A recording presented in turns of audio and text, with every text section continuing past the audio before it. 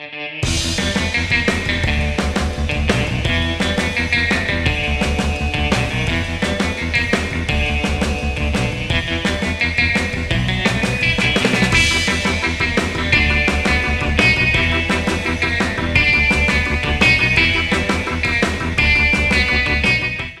guys, it's the Lazy-Eyed Modeler here. I decided during the course of the summer that I'd like to do a video showing you my little town. I'm proud of our town and I just thought I'd share it with you. So we're going to do a walking tour, and I'm just going to show bits and parts of Penetanguishene, the town I live in. The first map you see just gives you a general idea of where Georgian Bay is located in Ontario. The other two maps give you a little closer view, closer to where exactly we are here in town. After this video, I'll be doing how I got my shop name type of thing. No, first it would be how I got started in model building, and then the shop name and the channel name, and then I'll do a toss of sprues later. So I hope you enjoy this. Stay tuned and have fun. Hey everybody, it's a Lazy-Eyed Modeler here. I decided in the summer to do a feature for my video about my little town. And so we're going to film and take pictures. And I'll give a little history of the town. I'll also be taking pictures and doing filming for how you got started and stuff like that. So to accomplish this today, I've left the car at home and we're out for a walk, and we'll show you some features of my little town. For the most part, my face will be off this video, and I'll be showing you other things, which would probably be a treat for a change. Okay, we'll talk to you shortly. One thing you have to understand about our town is that we deal with a lot of hills. At one time the water would have been up to this point, thousands of years ago, up this high, but now it's way down where you can see it down there. So I live on top of the hill, and for most of our discussion we'll be at the bottom of the hill, which is alright except for the walk home back up one of the hills in town. So this is the view on our way down, and we'll take a look at this hill when we get to the bottom.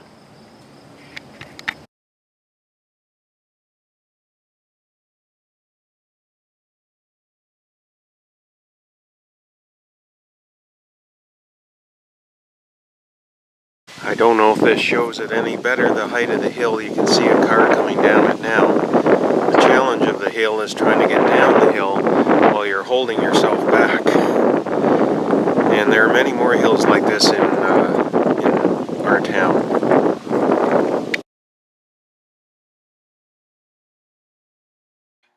Okay, the reason this picture is here is because it's very unique situation. Anybody that lives in Ontario knows that we have in Ontario there's a public school system and a Catholic school system. The way things worked out here in Penetanguishene, with the French coming down from Drummond Island, I'll cover that later, this was a very Catholic area, so all the public schools were very Catholic, and eventually the Protestants in the area decided they needed their own school board. So they created the Protestant separate school board, and this is their school, as you see here. Over time, of course, things have changed, so now the public schools are not Catholic anymore. I'm using air quotes. Now in Penetanguishene we have Catholic separate school board, Protestant separate school board, and the regular public board. And then you add French and English in there and things really get interesting.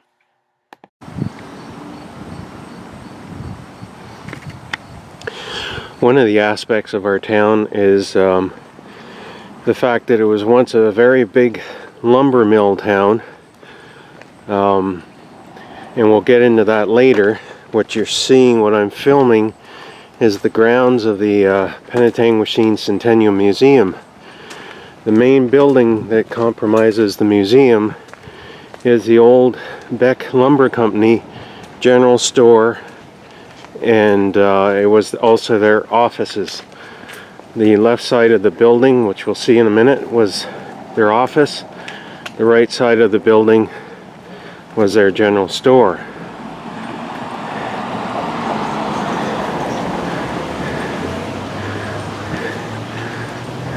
This would have been the original entrance into the general store.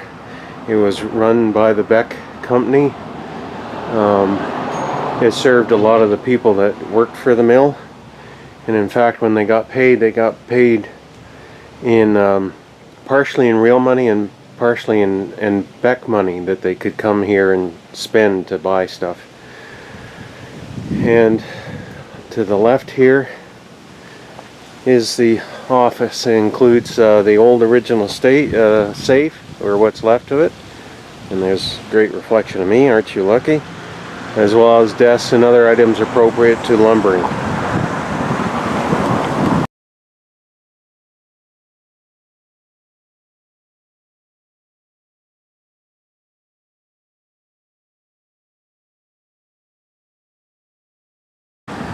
Okay, that's the hill we just came down. There's the store, and as we swivel, that's all housing in here now, but at one time in that direction it would have been the Beck lumber operations.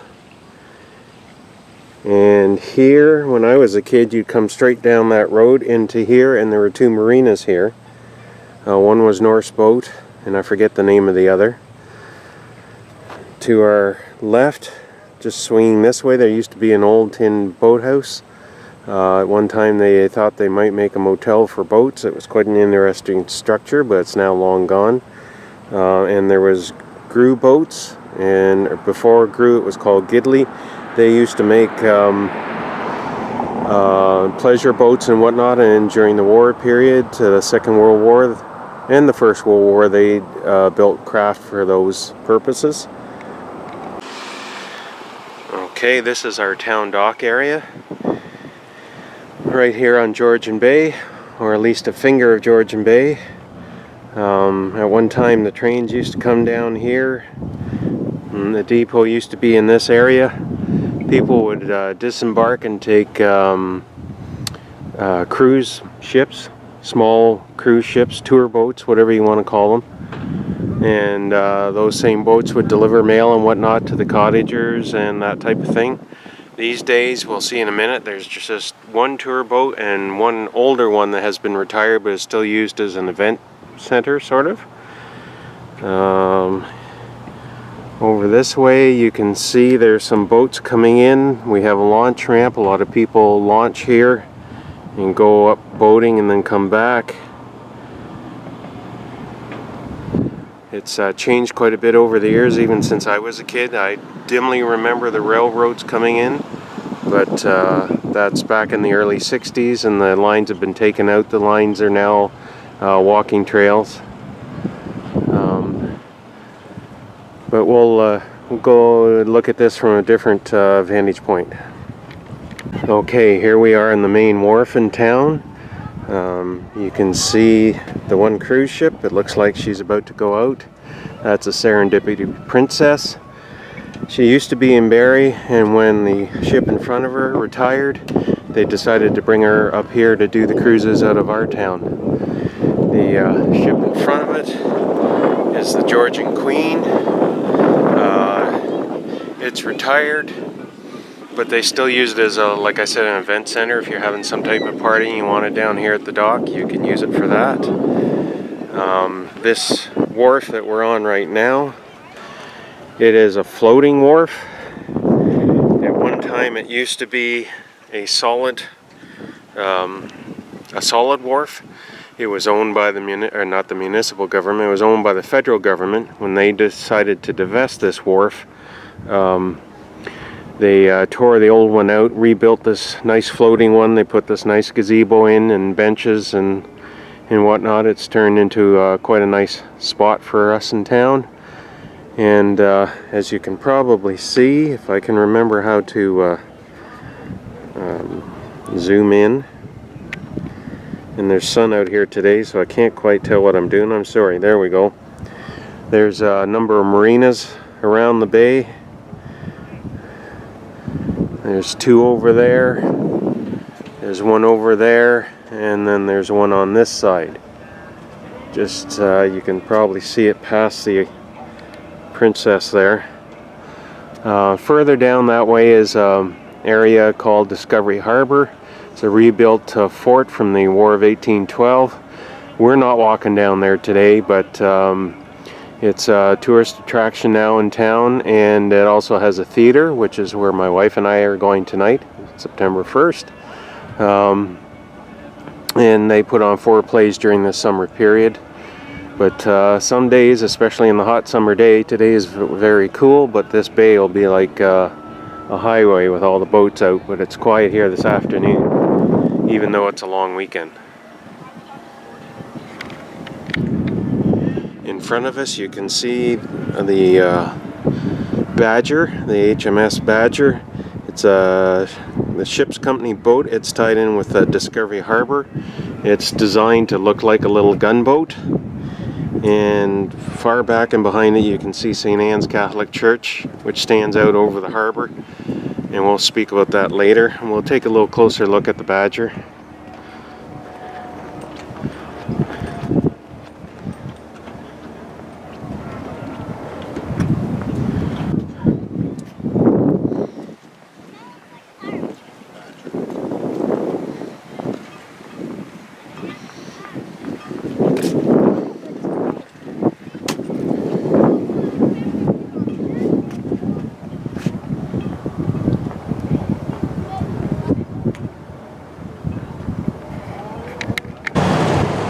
This is a statue of Kitchikawana. It kind of forms one of the bases of the legend of the making of our bay. I'm going to come up to the sign, and then if you're watching this you can pause it and hopefully read it well enough. Basically he was spurned by the Princess Wanakita. And overcome with grief, he scooped up a handful of earth and threw it into Georgian Bay, creating the 30,000 islands. The outline of Kitchikawana's resting place formed Giant's Tomb, a nearby island. It's also said that his handprint is what made the bays in our town, Penetanguishene, the town of Midland, and the towns of Port McDickle, Victoria Harbour, and Wabashine. That's his handprint from grabbing the soil and throwing it out into the bay.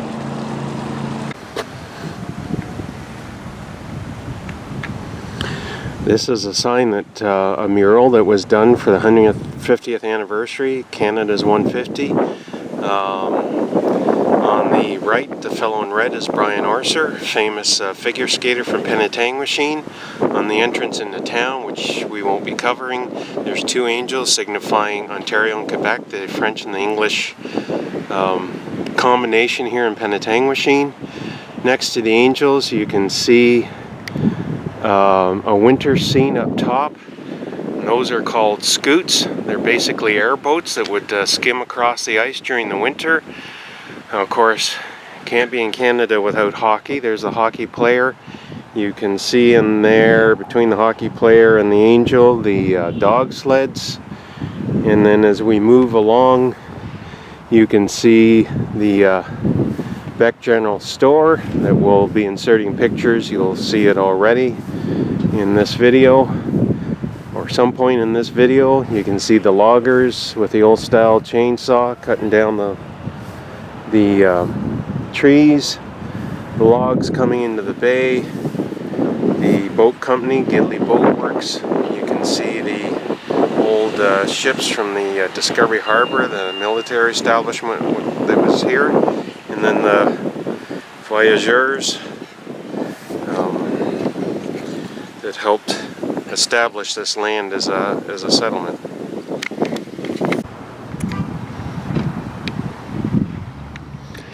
There's a number of plaques here in town along our waterfront park and walkway that describe the history of town. This one is kind of a whole thing rolled into one. I'm not going to read it or photograph it. It's just basically it was a strategic point, so they established the naval establishments. Later on, the Drummond Islanders came here, and that's the French influence. Railroad and lumber and fishing. That's kind of covers it. Anyone want some geese? We get a fair number of geese around here. Of course, then you got to watch where you're walking.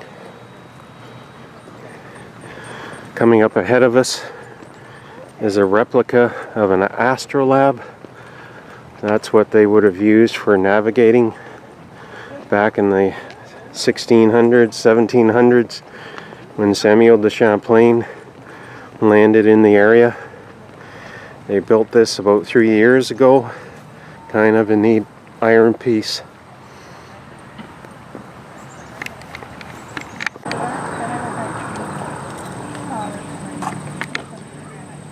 This is a statue of Sir John Simcoe. He established Toronto, also known as the center of the universe.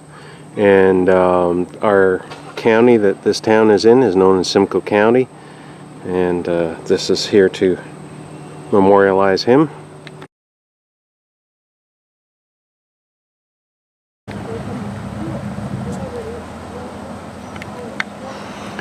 Our park is known as Champlain-Wendat Rotary Park. It was built partially with funds from the Rotary Club, as well as the province of Ontario and the country of Canada. Hopefully you can hear this over the wind. The wind's coming up, unfortunately. This park existed for quite a few years, but was significantly upgraded 2 or 3 years ago to mark the 400th anniversary of Champlain in this area, and it's really become a beautiful park for us.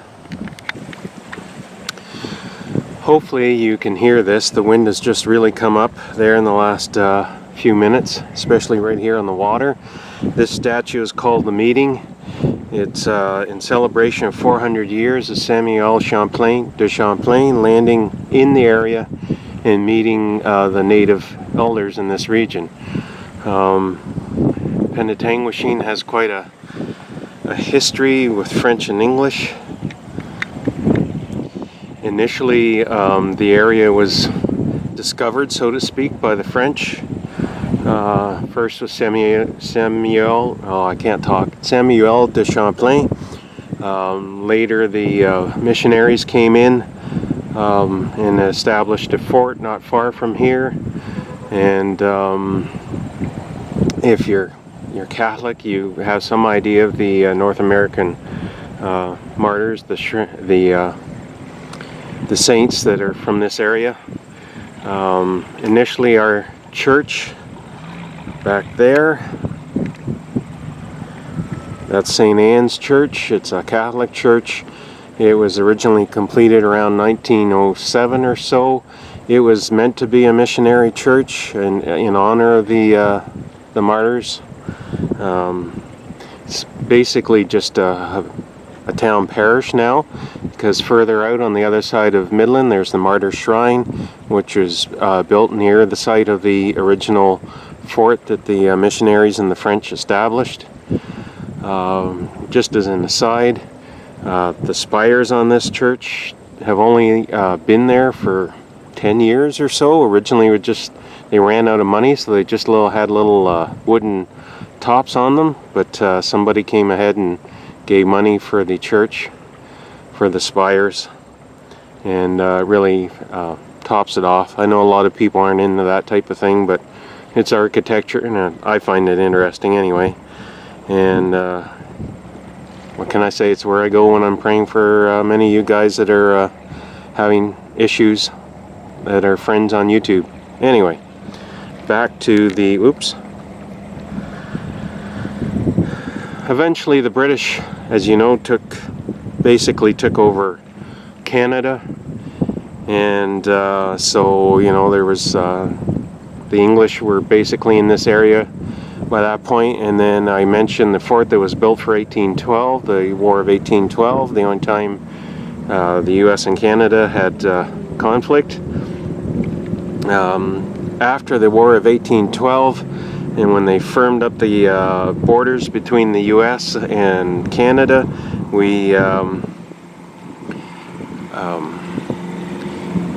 Drummond Island was succeeded to the US, and there were a lot of voyageurs and trappers and whatnot, all of French nationality, that lived on Drummond Island. Most of them came down this way, and they settled here in Penetanguishene, as well as LaFontaine, Perkinsfield, and throughout this general area. So there's a lot of French names in the area. A lot of street names are French, and there's a strong French influence. We have a number of French schools here. So it's a real dichotomy here between the English and the French, and it's something we celebrate now. Here's another view of the harbor from just behind the statue that we were just looking at. There again, this would have been all logging. This is the site we're on, was pretty much another mill, and at one time back in the late 80s, early 90s, there was a weird phenomenon that literally sucked all the water out of the bay, and you could see hundreds and hundreds and hundreds of logs on the bottom of the bay that sank during all the years that logs were being towed in and milled and whatnot. It's quite the thing, and I'll never forget it. When they built this park, they put in this neat floating dock. So some people use it, they come down for yoga, some people fish off it. It's a neat addition, plus a number of people fish off around this whole spit area here. This is one of the historic plaques that along the waterfront here. It describes lumbering and tugboats. The main reason I'm featuring this plaque is Captain William Martin ran a number of tugs that hauled in the log booms from north of here into the harbor for the mills and whatnot. And the reason that I'm featuring this is that William Martin is my great-grandfather. He had quite a few sons and a couple of daughters. So my grandfather was one of his sons. He was his eldest son. My grandfather was injured in World War I, actually quite severely. It was amazing he survived, but he did. And one of the perks that veterans got at the time is they got some of the federal jobs, including lighthouse keeper. And we saw earlier Kitchikwana and the fact that he laid down and died and formed the island Giant's Tomb. Well, my grandfather was a lighthouse keeper on Giant's Tomb, and my mother and my aunt and my uncle as well, but they all mentioned how much fun it was growing up on a lighthouse. And one of the things that my aunt kept remembering as she got older was that when the tugs would come into sight, they would take the small boat from the lighthouse out to meet the tugs, and they would have a meal on the tug with their uncles and whatnot. And it was a grand occasion for them, and because the tugs were moving so slow with all those logs behind them, they had plenty of time to visit and still get back to the lighthouse and have the light lit for the other ships coming through. Anyway, great remembrance, and a real thing that anchors me to this town. This is an area that reflects the rich indigenous culture of the area. All three, English, French, and Native, were intermixed in this area for a long time.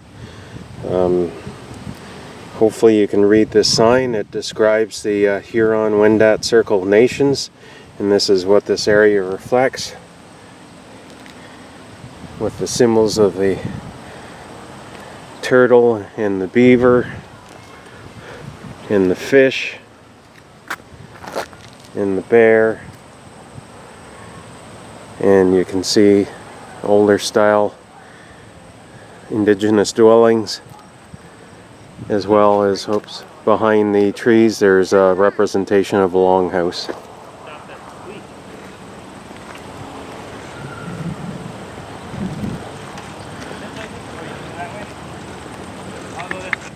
This is a metal representation of a longhouse. Ironically, or maybe on purpose, I don't know, but it's in front of a plaque that describes the foundry that used to be here in town as well. We had foundries, we had lumber, we had boat building, and we had a tannery, as well as a couple of shoe boot manufacturers. The shoe packs that the soldiers wore World War I were basically came from here. If we kept going in this direction, which is basically to our west, there's a splash pad for the kids and a swimming area. We're not going to go in that direction because I have to start hiking home, so we won't continue on in this lovely park we were lucky enough to have here in Penetanguishene.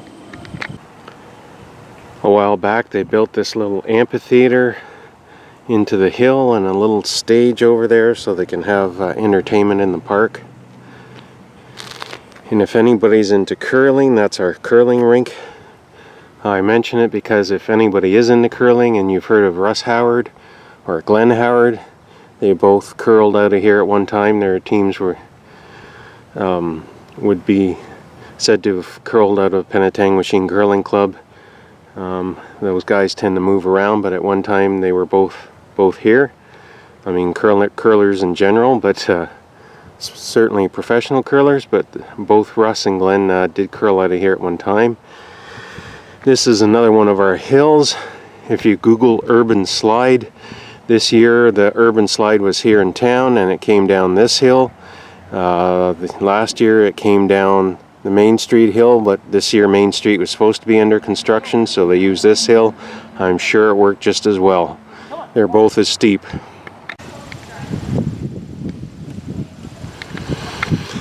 Okay, we're just walking up Owen Street and we're about to turn on Water Street. It's known as Water Street because at one time, especially when the town was first established, the water came up to this street. It's been shrinking over the years. You can see in front of us that this is the old office of the McGibbon lumber mill.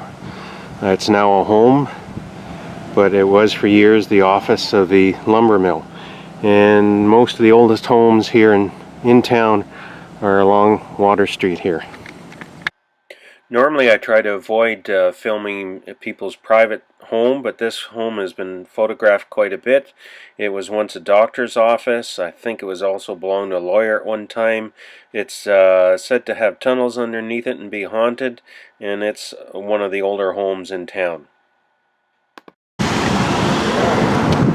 This is our main street, and yes, Main Street's on a hill too, and like so many small towns here in Ontario and elsewhere, it's had a hard time over the years, and being on a hill does not help. This old hotel is shut down and has been for years now. This is the Green Block Trading Post.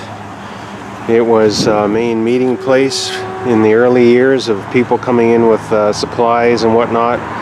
There's a neat mural on the side. I'll try to get that for you. There's the mural that portrays the early days of fur trading. Let's get in a little closer. There we go. There's the mural. So that building's quite old. It's been in use for probably 150 years, something like that. I'm not sure, but and as we swing this direction and zoom in, that house that you can see there used to belong to my great-grandfather on my father's side, and he was a doctor. So there again, deep ties to this community. When I was a young fellow, this was our post office in town. Quite the ornate structure. In the 70s, they built a smaller building at the bottom of the hill, and this turned into the French Center. where they have a French radio station and have room for activities for the French language people in the area.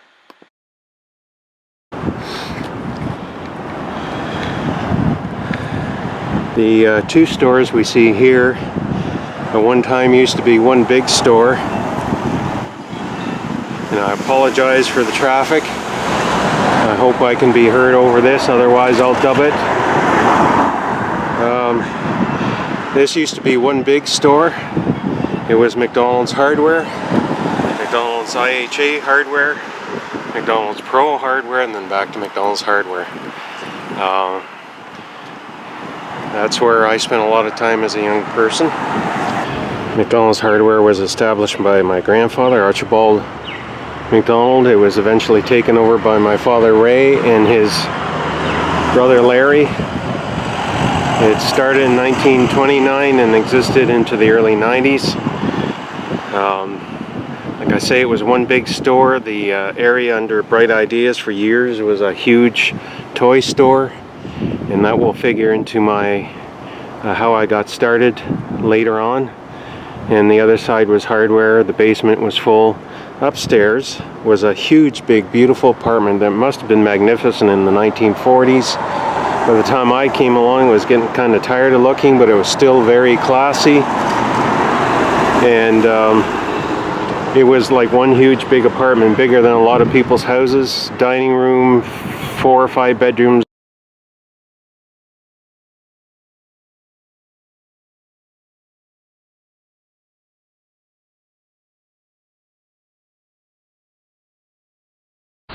This is the back of the store. I've had to switch cameras because the other memory card is full. The neat thing is we're going to zoom in. I don't know how clear that is, but if you can see next to the door, there's sort of a slope pave area. That used to be where all the merchandise went into the basement of the store. So it was a big slide. The trucks would come in here. You'd have to, there's no skids that went into the store. Everything had to be hand bombed down the slide into the storage underneath the store. It was certainly a good workout. And if it was a big order, it was a really good workout, especially when paint came in. But anyway, this is a picture of my Uncle Larry, one of my father's younger brothers, at the front of the store with their dog Blackie. You can see the CIL paint sign up above them. We carried CIL paints for many years. You can also see behind them a refrigerator. They carried appliances for a number of years too. This is a picture of my father in the toy section of the hardware store. It was at the back of the store at the time this picture was taken in 1958. It later got moved to the front section. It was once known as one of the biggest toy stores north of Toronto. And that concludes our tour for now. You should really heard me breathing by the time I got to the top of the hill, but you don't need to hear all that heavy breathing. Hope you enjoyed the tour of my town, and we'll talk to you soon with the how I got into model building and the shop name and whatnot. Okay, thanks for watching, and we'll see you soon.